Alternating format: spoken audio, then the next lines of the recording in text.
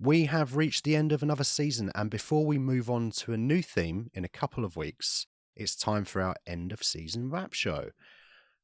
This is a preview of that show. If you would like to listen to the full episode, it is available to Patreon members on our £3 a month tier, where you'll get access to all of the end of season wrap shows and a minimum of 2 reviews of brand new movies per month, plus all of our back catalogue from 2023 onwards. If you can't support us on Patreon, and we totally understand if you can't, you could support us another way. Leave us a 5-star review on your podcast platform of choice. Super easy on Spotify. You just click the little star icon below the show's artwork. It would be great to see some more reviews on Apple Podcasts if you have a spare minute. All of this helps our show get seen by the people that enjoy movies. Finally, if you're on social media, come find us at STH_pod. All of the links are in the description. We're really excited to kick off the next season, which begins in a few weeks. If you would like to know the theme and a full lineup, come join our free tier on Patreon for all of the scheduled drops. Right, that's enough from me. Over to me and Sarah for the end of season wrap show preview.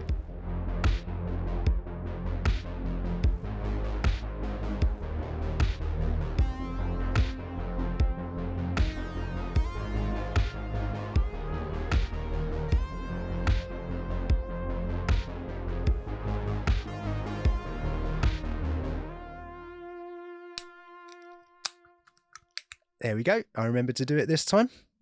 Last wrap show, I completely forgot about the can, and I had to do the sound effect with my mouth that's on my face. As opposed to this time, some people have mouths on their anus. Some people have teeth in their vaginas. Sarah, you saw that movie? Teeth. Yeah. I thought it was called Vagina Tooth. Vagina dentata. Yeah, alternative title. But we're here to discuss the last season that I curated.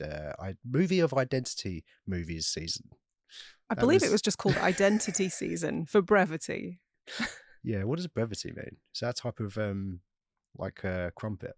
Mm-hmm. Yeah, I thought so. Yeah. Rap show, baby. We're going to talk about the season as a whole, as a opposite of whole, and just go through the movies, talk about what we liked, what we didn't like, interesting conversations that we had or didn't have, maybe some movies that almost made the lineup but didn't quite, any regrets that we might have or I might have about the season, not life in general. We haven't got that long. This isn't the place, not the time. No. And I think you've prepared a little quiz for me, haven't you? I have. Yay. Yeah, I'm not brimming with confidence about this quiz. It's a bit weird because I did them too easy in the past. I've done them way too difficult in the past. So I've just gone a bit random with it this time. Nah, fuck it. It's somewhere in the middle would be nice, but you're right. They're either a bit too easy, or I remember the last one you did, I was just like scratching my head. I felt like I was on fucking Mastermind or something.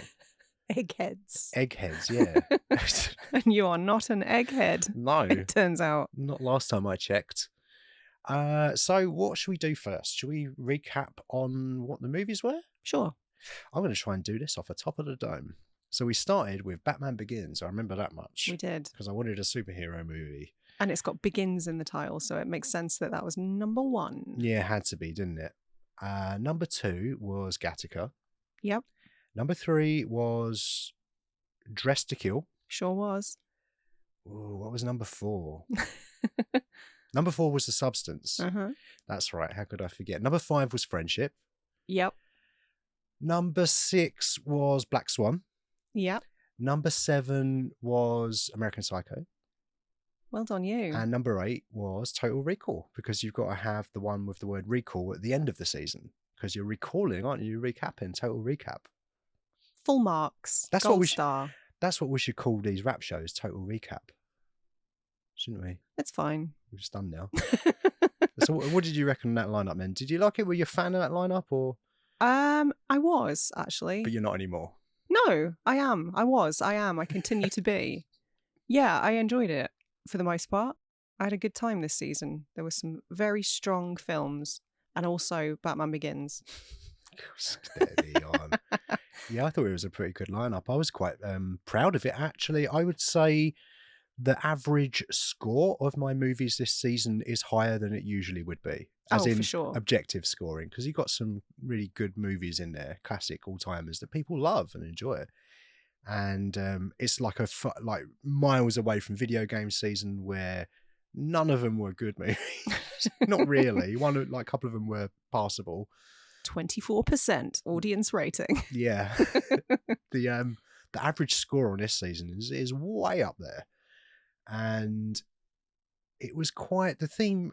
Why did I choose the theme? I think we discussed it in the Batman Begins season, but I wanted to do Identity. And when I was choosing the movies, there were loads to choose from, so many, but I was quite happy with the ones I settled on. And I was quite happy with the lineup and how they all sort of flowed really through the season.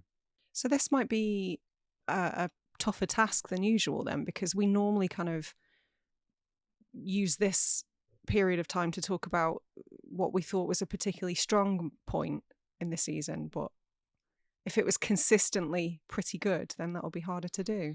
Well, do I have a favourite? I think I must have a favourite. Have you got a favourite movie in this lineup? That's Yeah, I think do. I know, but it could be between two. What is it? No, I want you to guess. Substance. Yeah. Yeah. Yeah, you know me. Yeah. I was going to say I thought it'd be between Substance and American Psycho. Yeah.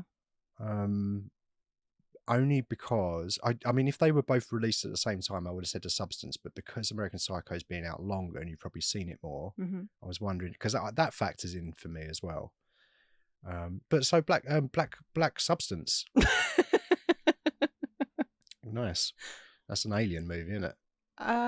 It's something probably. What was the low point for you then? Ooh. What's the worst movie on this list? The movie that I had the worst time with. I don't think there were any bad movies on the list, objectively. I would say my personal least favourite was probably Dressed to Kill.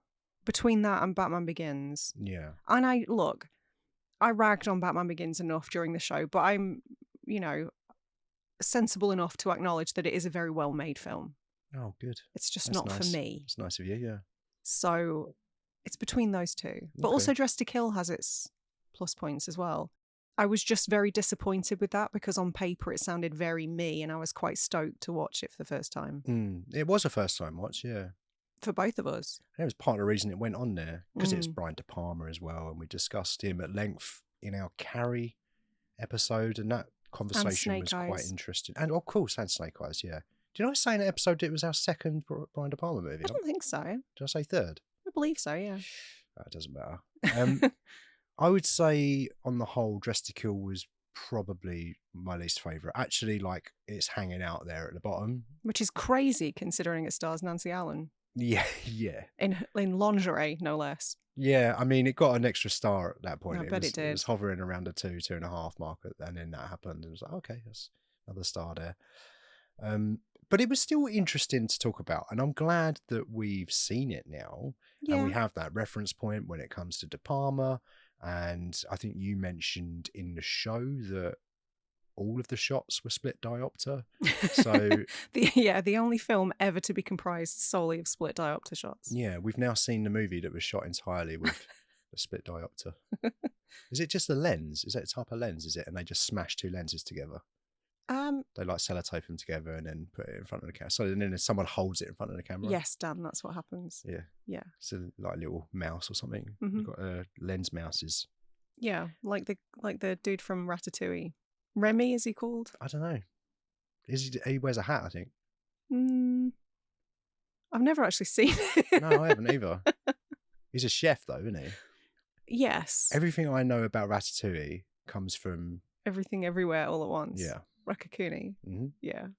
I thought that might be the case. We've got to cover that one day. What?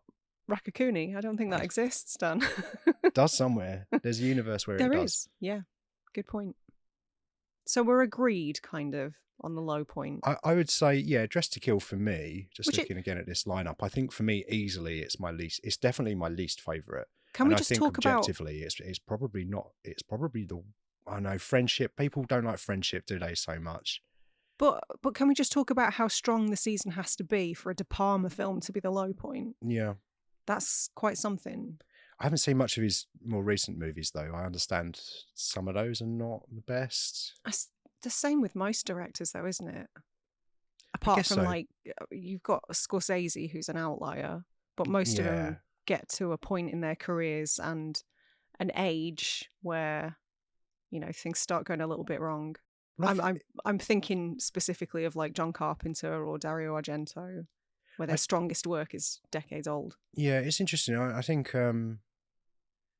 Scorsese is an interesting one because he's been working in the industry forever, but he's still somehow getting huge budgets where really, I think he's had, we discussed it in the Wolf of Wall Street episode, that's his most successful movie, but outside of that, hasn't really been that successful commercially. He's done okay with a couple of movies, I think, but you know, to still be getting the big budgets that he's getting. No, but he's crazy. Martin Scorsese. I know, but it's Brian De Palma. He made Scarface. Yeah, but more people, like Scorsese is a household name. De Palma isn't, I would argue. And also, I think Scorsese is more consistently critically well received. Yeah, definitely. Yeah, that's true. He's a critic's darling. So I guess, what was your high point then? It's my high point of the season or my favourite movie? Or well, yeah, what's your favourite movie? Start there. It's between American Psycho and Total Recall. Okay. I would have to say probably...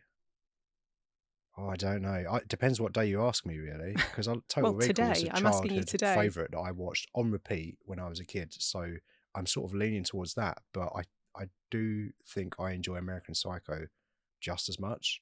I'm going to say American Psycho today because it's today. Because I love that movie. I think it's great. I mean, you heard us talk about it. But I think it's so funny and so utterly rewatchable. But I also think that Total Recall is utterly rewatchable. It's a Paul Verhoeven movie. So it's like, oh, I'm not sure. But I'm going to go for American Psycho. For the purposes of this as well, I think that chat was also quite interesting. And that one's got Willem Dafoe in it. So let's go with that. At his most normal. Yeah. Yeah, it's funny. If you'd asked me a few weeks ago to choose between those two films, I would have said American Psycho without hesitation. But now that they're both in very recent memory, I'd forgotten how much I actually love Total Recall. Oh, I don't know. Maybe you for the same reasons. same as you. What are you going for? Total Recall? No, the same as you, American Psycho. Right, okay, got you. Okay. For similar reasons. Yeah. But it's tough. Yeah. But yeah, I don't know. So what was your favourite show to talk about then? What was your favourite movie to talk about? I reckon, I'm just looking at the lineup again. Do you know what? I enjoyed, what was my favourite show to talk about? It's between Batman Begins, Gattaca, The Substance, Friendship, Black Swan, American Psycho, and Total Recall. That narrows it down. Yeah. I don't know. I enjoyed all of them. I'm going to say The Substance. I think that was probably my favourite chat. Just because I think that I think we went more in depth with that one than I thought we would. And not, we discussed that movie very on the nose, but there's a lot to go into if you choose to. And it's interesting, and it's a new movie as well, actually. We've done 2 new movies this season, 2 newer movies anyway, but I think that probably might be... Also, if I'm looking at it from a listener's perspective, I think that might be the most interesting conversation we had. Although Total Recall might be in there as well, but I think that's just because of the movies and the nature of those movies and what themes they're exploring and the psychological struggles that the characters are going through as well. There's lots to dig into in those. So I feel like half the work was done for us in those movies. Yeah. It was just like, talk about that scene where Demi Moore was cooking the chicken. And what does that mean? Yeah. I think maybe Total Recall was my favourite chat. The Substance was up there, but I had a lot of fun with Total Recall.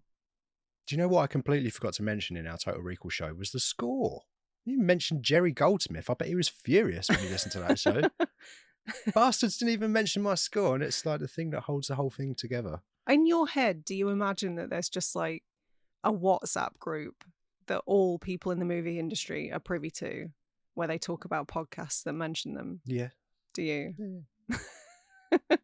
That's what happens, Sarah. Right. Okay. They do. There's one group for all of them. That sounds like a full-time job. Group, yeah. Moderating that. Imagine being in that group with notifications just pinging off all day long.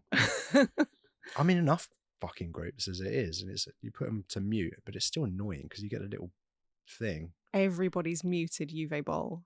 Yeah. Everyone's left that group, but he doesn't know somehow that he didn't get notified. Shall we talk a little bit about movies that nearly made the cut? Because this was mentioned a few times. It was really tough to narrow it down to just 8, because when you think about identity in movies, they're all, to a degree, could have been justified to be in this season, I would say, because all movies have people in them and all people have identities. You had to narrow this down to 8 from all movies. Yeah, from 100 movies. 100? Yeah. The only movies that exist are the IMDb top 100. Yeah. Yeah, and the ones we've covered, so 214. So